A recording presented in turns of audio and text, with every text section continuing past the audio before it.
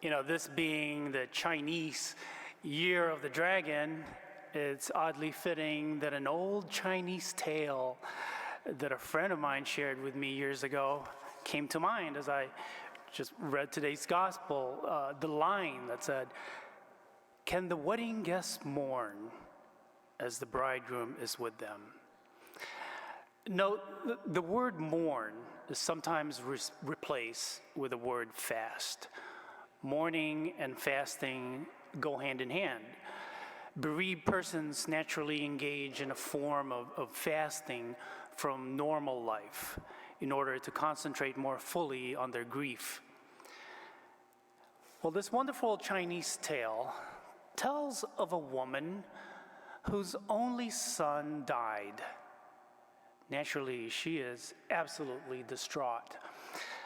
And in her grief, she decides to see a monk renowned for his holiness. She pleads with him, saying, "Please, please, please, please, what prayers, what magical incantations do you have to bring my son back to life?" Well, instead of sending her back or trying to reason with her, the monk responds, "Fetch me a mustard seed from a home that has never known sorrow, and we will use it to drive the sorrow out of your life." So right away, this grieving woman sets off in search of the magical mustard seed. She first sees a beautiful mansion up ahead. She knocks at the door and says, "Hi, I am looking for a home that has never known sorrow. Is this such a place? It is very important for me." And they told her, "Sorry, ma'am, but you've come to the wrong place." And the occupants of that mansion began describing to her the tragic things that had happened to that household from that mansion. And this woman said to herself, "Who is better to help these poor, unfortunate people than I, who have had misfortune of my own?" So she stays for a while to comfort the people in the mansion, but eventually she went on in her search for a home that had never known sorrow. But wherever she stopped, she found tale after tale of sadness and misfortune. And ultimately, she became so involved in ministering to other people's grief that she forgot her own quest for that magical mustard seed. Little did she know that in her compassion, it was she who possessed the magic seed all along.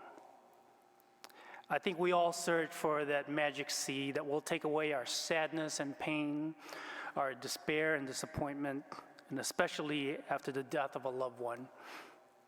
Yet that seed, or that sign, is already in our midst.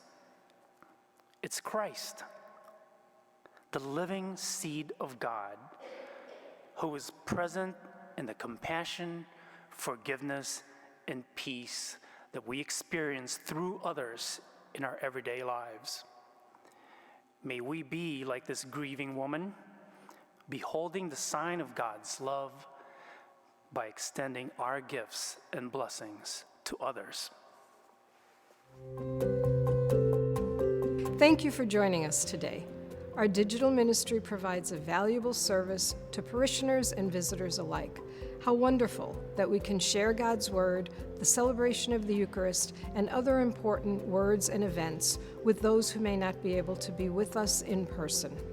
If you would like to support this effort, please go to olphglenview.org, click on the gold donate button, and then the Sunday giving icon to make a contribution on our secure online giving portal. We sincerely appreciate your past and ongoing support. Thank you for helping us continue this ministry. God bless.